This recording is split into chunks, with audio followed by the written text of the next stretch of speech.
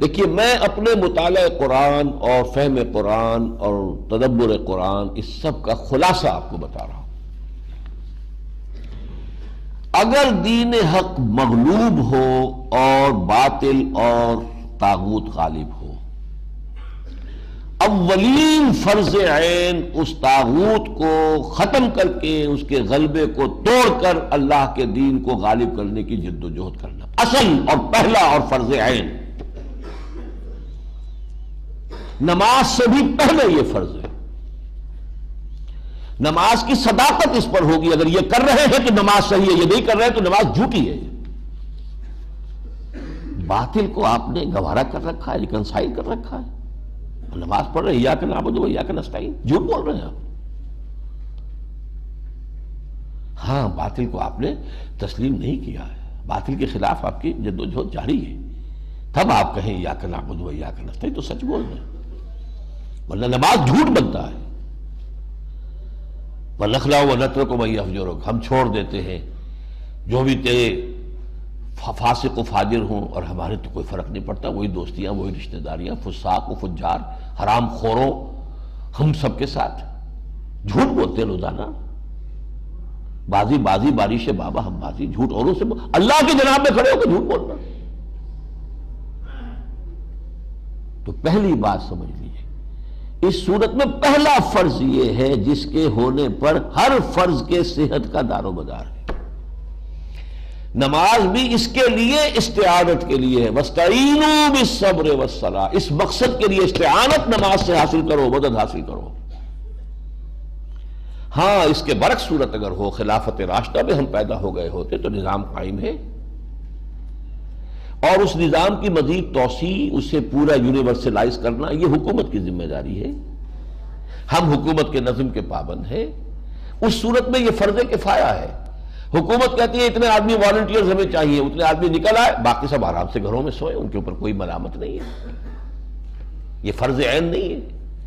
ایسے جیسے نماز جنازہ فرض کفایہ ہے، کچھ لوگوں نے نماز پڑھ لی، باقی سب کی طرف سے بھی ادا ہو جائے گی، کسی نے نہیں پڑھی تو سب مجرم، سب گناہگار ہو جائیں گے۔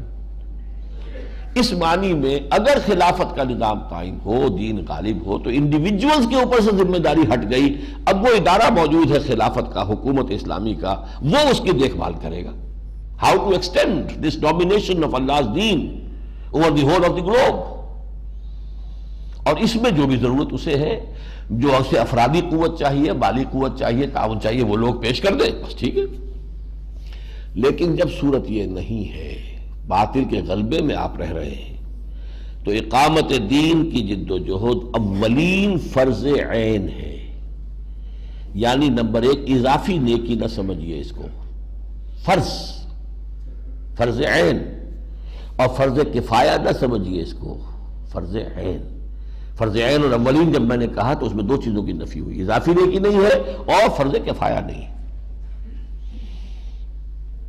نمبر دو، اس فرض عین کی ادائیگی کے لیے شرط لازم ہے، شرط لازم، پری ریکویزٹ، التزام جماعت، کسی نہ کسی جماعت میں ہونا اس کے لیے لازم ہے۔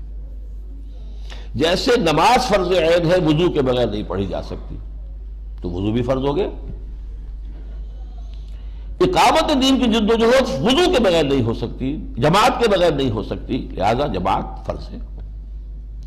دیکھیے جہاں تک پہلی بات ہے، اس کے لیے تو میں نے سارا آپ کو آج پھر دوبارہ گنوا دیا، سورہ بقرہ سے سورہ توبہ تک، اور پھر وہ سورہ شورى سے، یہ ساری چیزیں گنوا دی آپ کے سامنے۔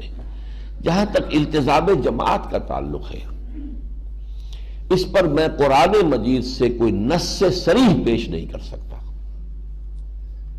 I admit it۔ اشارات ہیں، اشارات کس شکل میں ہیں؟ حزب اللہ کا لفظ استعمال کیا گیا، پارٹی، کس لیے کیا گیا؟ رہنمائی کے لیے کیا گیا، قرآن کا ہر لفظ ایک رہنمائی لیے ہوئے۔ یا محمد رسول اللہ والذین معہ، ایک جماعتی زندگی کا نقشہ آ گیا۔ یا سورہ صف میں ہم نے آج ہی پڑھا، من انصاری اللہ، کون ہے میرا مددگار، مل کر یہ ایک جماعتی شکل بن گئی۔ لیکن یہ اشارات ہیں، نص قطعی جس کو کہتے قرآن سے نہیں ہے میرے پاس، میں تسلیم کر رہا ہوں۔ البتہ احادیث میں نصوص قطعیہ ہے بہت سخت. علیکم بالجماعۃ، تم پر لازم ہے جماعت کی شکل میں ہونا. اور جو ایک اثر ہے حضرت عمر فاروق رضی اللہ تعالی عنہ کا، لا اسلام الا بالجماعہ، جماعت کے بغیر کوئی اسلام ہے ہی نہیں. اور اس کو نوٹ کر لیے، جماعت کی دو ہی شکلیں ہیں، یا ہمارا جماعتی نظام ایک ریاست کی شکل اختیار کر چکا ہے، تو جو امیر المومنین ہے وہی ہمارا امیر ہے، یہی ہماری جماعت ہے. نہیں ہے تو کوئی نہ کوئی جماعت ہوگی جو اس کو قائم کرنے کی جد و جہد کرے، اس کا امیر ہے اور اس کے ساتھی. اسلام کی کوئی تیسری شکل ہے ہی نہیں. یا تو خلافت ہے، حکومت ہے، یا نہیں ہے، دو ہی شکلیں ہیں. اگر ہے تو وہ جماعت ہے، حکومتی ریاستی ڈھانچہ جو ہے وہ جماعت بن گیا اب. اور اگر وہ نہیں ہے تو اس کو قائم کرنے کی جد و جہد کے لیے جماعت، اس کا نظام ہو جائے گا. اس میں سب سے اہم جو حدیث ہے حضرت حارث اشعری سے رضی اللہ تعالی عنہ، مسند احمد بن حنبل، جامع ترمذی کی روایت. حضور فرماتے انی آمرکم بخمس، مسلمانوں میں تمہیں 5 باتوں کا حکم دے کر جا رہا ہوں. اللہ امرنی بہن، اور یہ میں اپنی طرف سے نہیں کر رہا ہوں، اللہ نے مجھے حکم دیا ہے ان کا. بالجماعت والسمع والطاعت والہجرت والجہاد فی سبیل اللہ. جماعت کی شکل، اور جماعت بھی سمع و طاعت والی، لسن اینڈ اوبے، سنو اور اطاعت کرو، منظم. اور نمبر 4 اور 5 ہجرت اور جہاد. تو جہاں تک کہ احادیث کا تعلق ہے اس میں تو بڑی شدید جو ہے مضبوط نصوص قطعیہ موجود ہے جماعتی زندگی کے لیے. قرآن میں نہیں ہے، البتہ عقل سلیم، منطق، سمپل لاجک، وہ سب سے بڑی دلیل ہے کہ نظام کی تبدیلی بغیر کسی جماعت کی جد و جہد کے ممکن نہیں ہے. کسی خیال کو ایک شخص بھی پھیلا سکتا ہے، کوئی آتھر ہے، اس نے کتاب لکھ دی ہے، خیال پھیل جائے گا، آج نہیں کل پھیل جائے گا. کوئی انسٹیٹیوشن ہے، کوئی علی گڑھ کا اسکول بن گیا ہے، علی گڑھ کا کالج بن گیا ہے، اس سے کچھ خیالات پھیل جائیں گے. نظام نہیں بدلتا ان چیزوں سے. For that you need a party, a revolutionary party, very much disciplined party. لیکن تو سارے مراحل آئیں گے کہ جو آتے ہیں، جنگیں بھی آئیں گی، تصادم بھی آئے گا، اور یہ جو ہے کوئی موب نہیں اس سے عہدہ برا ہو سکتا. کوئی ڈھیلا ڈھالا سٹرکچر جو ہے اس کے تقاضے پورے نہیں کر سکتا. You need a disciplined party. بحالات موجودہ اقامت دین کی جد و جہد ہم میں سے ہر ایک پر فرض عین ہے، اولین فرض ہے. اس کی ادائیگی پر دوسرے فرائض کی ادائیگی کی قبولیت جو ہے اللہ کے ہاں وہ منحصر ہے، اس کی دار و مدار ہے. اور اس کے لیے جماعت کا التزام شرط لازم ہے. اب جو حضرات تو اب بھی میری ان باتوں سے متفق نہ ہوں، اس وقت ان سے میری گفتگو ختم ہے. پہلی بات یہ کہ اب ان کا فرض ہے کہ وہ جماعت کو تلاش کریں. اگر یہ فرض ہے آپ پر تو فرض آپ کا ہے کہ آپ تلاش کریں. اگر ضرورت آپ کی ہے، جوتے آپ کو پہننے ہیں، تو جا کے آپ دکان پہ 4 دکانیں 10 دکانیں دیکھ کر جوتا خریدتے ہیں، ضرورت ہے آپ کی. اگر آپ قائل ہو گئے کہ یہ ہے تو اب فتش لقلب کان رفیق، ایک نظم تھی کبھی پڑھی تھی ہم نے، اپنے دل کے لیے کوئی رفیق تلاش کرو. اسی طریقے سے کہہ رہا ہوں اپنے لیے جماعت تلاش کیجیے. اس جماعت کی تلاش میں میں جو مدد آپ کو دے سکتا ہوں وہ یہ ہے کہ میں آپ سے یہ عرض کروں کہ اس کے جو خصائص ہونے چاہیے وہ کیا ہیں. نمبر 1، اس جماعت کا ڈکلیئرڈ گول ہونا چاہیے اقامت دین، نتھنگ لیس. کوئی سماجی کام، کوئی تعلیمی کام، کوئی تصنیفی کام، کوئی تحقیقی کام، کوئی تبلیغی کام نہیں. ڈکلیئرڈ گول، اس نظام کو بدلنا ہے، اللہ کے دین کو قائم کرنا ہے، ایک مکمل پولیٹیکو سوشو اکنامک اینٹی کی حیثیت سے. وہ نظام عدل و قسط جو اللہ نے عطا کیا محمد رسول اللہ کے ذریعے سے دین حق کی شکل میں، اسے بتمام و کمال قائم کرنا. This should be the declared goal and aim of the party. ورنہ نیکی کے کام بہت سے ہیں، وہ ہوتے رہتے ہیں پھر. آدمی مارک ٹائم کرتا رہتا ہے، ایک ہی جگہ کھڑے ہو کر وہ پاؤں اپنے ہلاتا رہتا، سمجھتا میں چل رہا ہوں، وہ نہیں۔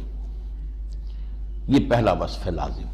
نمبر 2، ڈسپلن ہونا چاہیے اس کا، ایسے نہیں سموتاعت، سننا اور ماننا۔ البتہ اس ڈسپلن کی 2 شکلیں ہو سکتی ہیں عملاً۔ ایک شکل جو کم سے کم 3 درجے افضل ہے، وہ ہے بیعت شخصی۔ ایک شخص سے بیعت کرنا کہ ہمیں تم پر اعتماد ہے اور ہم تمہارے ساتھ ہیں، مشورے ہم بھی دیں گے، فیصلہ تم کرو گے، ہم مانیں گے بشرطے کہ شریعت کے دائرے سے باہر نہ نکلو۔ یہ ہے شخصی بیعت، کسی شخص سے اپنے آپ کو وابستہ کر لیں۔ یہ 3 درجے افضل کیوں ہے؟ نمبر 1، قرآن میں اسی کا ذکر ہے جو ہم پڑھ چکے، سورہ فتح میں ہم نے پڑھا، پھر سورہ ممتحنہ میں خواتین کے لیے بھی آ گیا، حدیث میں اس کا ذکر ہے، سیرت میں اس کا ذکر ہے، اور کم سے کم 1300 برس تک تو امت مسلمہ کے اندر اس کے سوا کوئی شے بھی اجتماعیت کے لیے موجود ہی نہیں رہی۔ یعنی منصوص، مسنون، معصور، 3 جو ہیں اس کے ساتھ لاحقے ہیں کہ بیعت، شخصی بیعت ہی کا نظام رہا ہے۔ حضور نے بیعت لی، خلفاء نے لی، اگر وہ خلافت بگڑ رہی تھی اور حضرت حسین اس کو ٹھیک کرنے کے لیے میدان میں آئے تو بیعت لی۔ یہ دوسری بات ہے کہ وہ کوفی جو ہے اپنی بیعت توڑ گئے بعد میں، لیکن جو بھی کوشش ہوئی بیعت پر ہوئی، حکومت بنی تو بیعت پر بنی، یہاں تک کہ تزکیہ نفس کا ایک علیحدہ نظام بنا تو بیعت پر بنا۔ پیری مریدی کی بیعت بلکہ ہوتے ہوتے بیعت رہی گئی صرف وہ، باقی تو بیعتیں ذہن سے نکل گئی، بیعت جہاد تو رہی نہیں۔ پچھلی صدی میں جتنے جہاد ہوئے کلونیلزم کے خلاف، یہاں سید احمد بریلوی رحمۃ اللہ علیہ نے جہاد کیا سکھوں کے خلاف، اور پھر انگریزوں کے خلاف کرنے کا پروگرام تھا اصل میں۔ وہ تو ادھر سے ہنٹر لینڈ سے آنا چاہتے تھے کہ عالم اسلام کے ساتھ سرحد سے آگے بڑھے تو پہلے سکھوں کو صاف کرے، پھر انگریزوں کے ساتھ جو ہے زبردست آزمائی ہوگی۔ بیعت لی، بیعت کے اوپر جماعت بنائی۔ سوڈان میں مہدی سوڈانی نے انگریزوں کے خلاف جہاد کیا بیعت کی بنیاد پر۔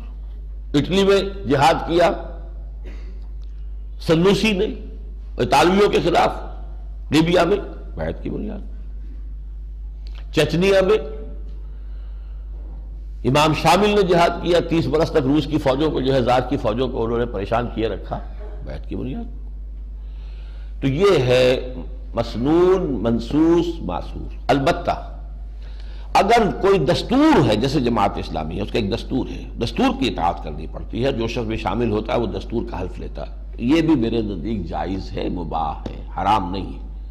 لیکن افضل 3 درجے جو ہے وہ شخصی بیعت ہے۔ بہرحال یہ دوسری بات ہوئی۔ نمبر 1 کہ ڈکلیئرڈ گول ہونا چاہیے اقامت دین، کوئی چھوٹا موٹا نیکی کا کام نہیں۔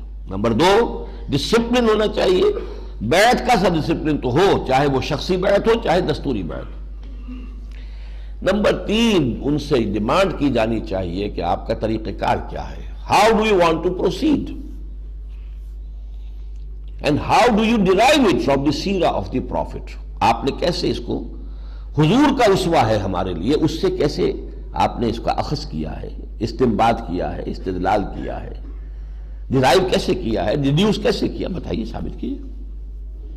اور اگر کہیں پر آپ سمجھتے ہیں کہ حالات کی کوئی تبدیلی اتنی بنیادی ہے کہ اجتہاد کی ضرورت ہے تو وہ معین بات بتائیے، کہاں تبدیلی ہوئی ہے، کیا معین اس میں اجتہاد آپ کرنا چاہتے ہیں۔ یہ ہے نمبر 3۔ اس لیے کہ نبی جو ہوتے تھے ان کے تو ہاتھ میں ہاتھ دے کر آدمی مطمئن ہوتا تھا، وہ جدھر موڑ دے مڑ جاؤ، شمال میں رخ کر دے نماز پڑھنے کے لیے شمال میں رخ کر کے نماز پڑھو، جنوب میں کر دے جنوب میں پڑھو، ظلم الحق ہے سدار، نبی تو الحق ہے، اپنی ذات میں سچ ہے، مکمل حق ہے، لہذا اس کے ساتھ اٹیچ ہو گئے، جدھر وہ جا رہا ہے ادھر چلے جاؤ، اس سے پوچھنے کی ضرورت نہیں ہے آپ کہاں سے جائیں گے، کس راستے سے جائیں گے، کس وادی میں سے گزریں گے، نہیں۔ لیکن اب کوئی نبی تو نہیں ہے۔ جو شخص چاہتا ہے میں اس کام میں آگے بڑھنا چاہتا ہوں، میں کرنا چاہتا ہوں، آؤ میرا ساتھ دو، تو he has to define the methodology اور how he derives it from the seerah of the prophet، کہاں سے نکالا اس نے، کیسے نکالا، یہ تیسرا کام۔ چوتھا یہ کہ اس تنظیم اور جماعت کی قیادت کے قریب ہو کر دیکھیے کہ یہ بہروپ یہ تو نہیں ہے کہ کردار میں قول و عمل میں کوئی بہت بڑا فرق تو نہیں ہے، کوئی بڑی خلیج تو حائل نہیں ہے، یہ بھی چوتھی چیز ہے لازم۔ عام لوگ جو ہے ان میں بھی ہوگا، لیکن یہ کہ ان میں ہر طرح کے لوگ ہوں گے۔ جیسے حضور کی بھی تو جماعت ہی شمار ہوتی تھی، ان میں منافقین بھی تھے، لیکن یہ کہ وہ تو جماعت تھی حضور کی، مسلمان ہی سمجھے جاتے تھے۔ قیادت جو ہے، جو بھی اصل قائد ہے جس سے بیعت کر رہے ہیں، اور یا یہ کہ اس کے جو قریب ترین ساتھی، ان کو ضرور دیکھ لیا جائے۔ یہ چار کام ہیں کہ جن کو سامنے رکھ کر اب جس شخص کا مجھ سے اتفاق ہو گیا ہو کہ یہ دو فرض عین ہے اور اس کے لیے التزام جماعت واقعی ضروری ہے، جیسے وضو نماز کے لیے، تو اب یہ کام اس کا ہے کہ وہ تلاش کرے، اور جو بھی منیمم شرائط کے اوپر اسے سمجھ میں آئے کہ ایکسیپٹیبل ہے اس میں شریک ہو جائے۔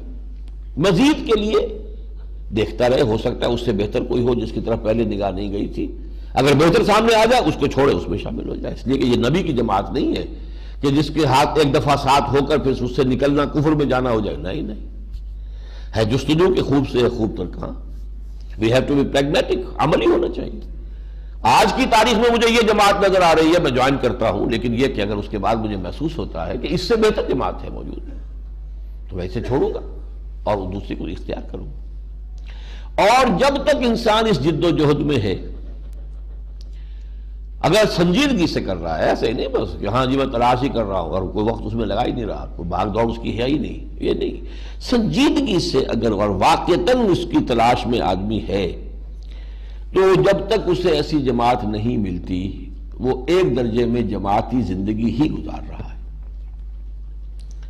اور یہاں میں تشبیہ دوں گا کہ وضو تو نہیں ہوا، تیمم اس کا ہے۔ تیمم کے معنی ارادے کے ہیں، فتیمموا، پانی نہ پاؤ تو فتیمموا صعیدا طیبا، تو قصد کرو، ارادہ کرو پاک مٹی کا۔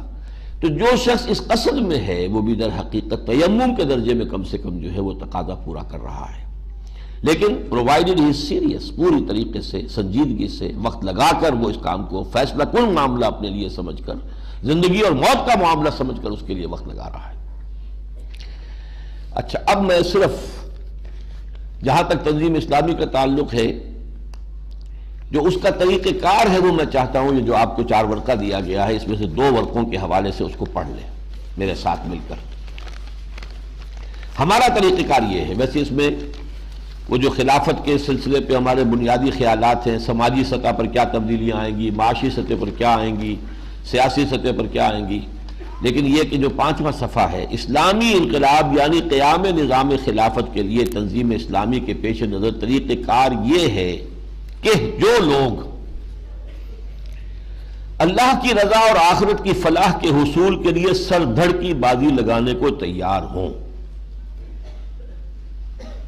جن کا مقصود یہ بن گیا ہو، نصب العین یہ بن گیا ہو، جو اللہ کی رضا اور آخرت کی فلاح کے حصول کے لیے سر دھڑ کی بازی لگانے کو تیار ہوں، وہ نمبر 1 سب سے پہلے خود پوری طرح مسلمان اور حقیقی معنی میں اللہ تعالیٰ کے بندے بنے اور اپنی ذات اور اپنے دائرہ اختیار میں شریعت اسلامی نافذ کریں، اور اس کے لیے اپنے نفس کے خلاف بھی جہاد کریں، بگڑے ہوئے ماحول سے بھی مردانہ وار کشمکش کریں، اور دوسروں کو بھی مقدور بھر اس کی دعوت دیں، پہلا کام۔ دوسرا، باہم دینی اخوت اور ایمانی رشتوں میں بندھ کر آپس میں نہایت رحیم و شفیق اور دین کے باغیوں اور مخالفوں کے خلاف سیسا پلائی ہوئی دیوار بن جائے۔ نمبر 3، کسی ایسے شخص کے ہاتھ پر ہجرت و جہاد اور سم و طاعت فی المعروف کی بیعت کر کے ایک جماعتی نظام میں منسلک ہو جائیں جس کی رائے کی پختگی اور خلوص و اخلاص پر انہیں پورا اعتماد ہو۔ یہ پہلا مرحلہ جو ہے 3 سٹیپس کے اوپر مشتمل تھا۔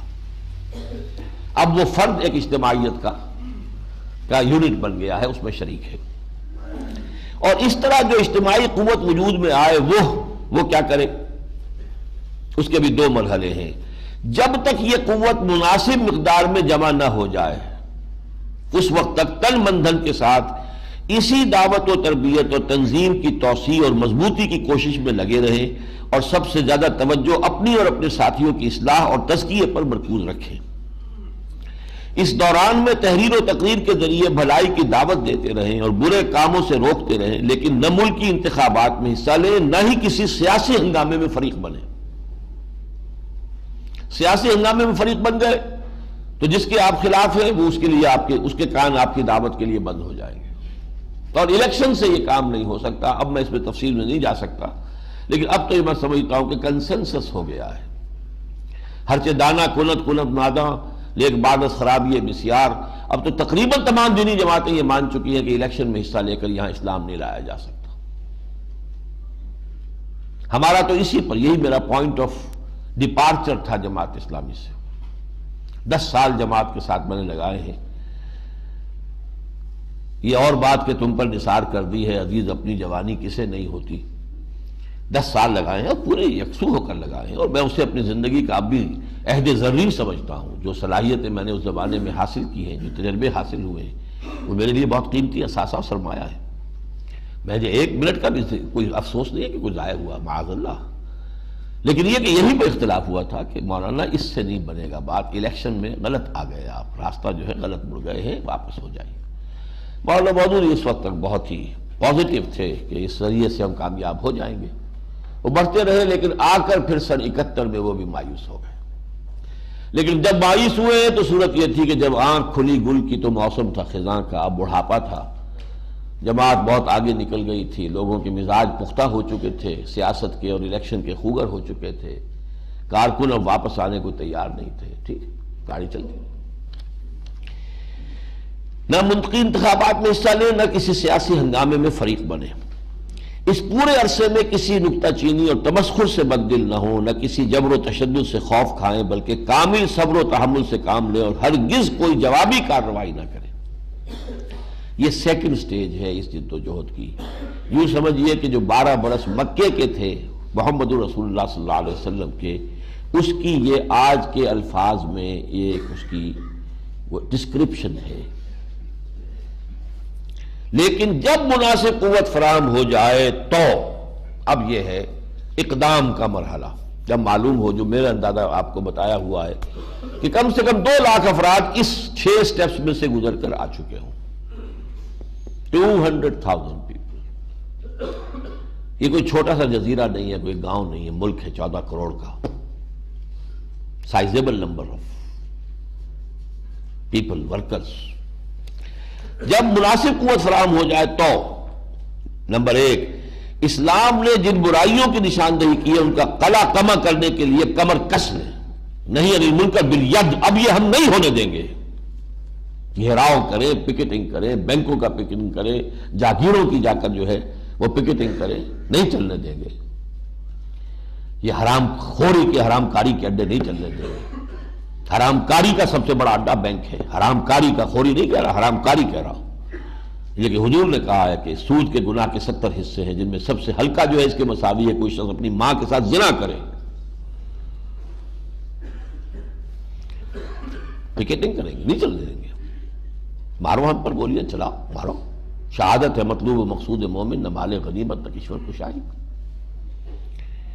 اس کے لیے جلسوں، جلوسوں، مظاہروں اور ناکہ بندیوں کی شکل میں اپنی طاقت کے مظاہرے کے لیے تمام جدید ذرائع استعمال کریں، اس شرط کے ساتھ کہ یہ سب کچھ پرامن ہو اور اس میں ان کی جانب سے کوئی تشدد نہ ہو، جانے دینے کو تیار ہو، کسی کی جان لے نہیں، کسی کی پراپرٹی کو نقصان نہ پہنچائے، کوئی بس نہ جلائیں، کوئی اسٹریٹ لائٹس نہ توڑیں، کوئی اور سائن بورڈ نہ توڑیں، اسٹریٹ اپنے مقصد کی طرف۔ ہاں، اپنی جانیں دینے کو تیار رہیں، اور اگر ان پر تشدد کیا جائے تو کمال صبر و استقلال کا مظاہرہ کریں، حتیٰ کہ اس راہ میں جان دے دینے کو سب سے بڑی کامیابی سمجھیں۔ شہادت ہے مطلوب و مقصود مومن، نہ مال غنیمت نہ کشور کشائی۔ اس پہن کشاکش اور جہاد فی سبیل اللہ میں یا حق کا بول بالا ہو جائے یا شہادت کی موت نصیب ہو جائے۔ وَهُوَ الْمَطْلُوب، وہ ہے ہمارا مطلوب و مقصود۔ شہادت ہے مطلوب و مقصود مومن، نہ مال غنیمت نہ کشور کشائی۔ اقول قولی ھذا واستغفر اللہ لی ولکم ولسائر المسلمین والمسلمات۔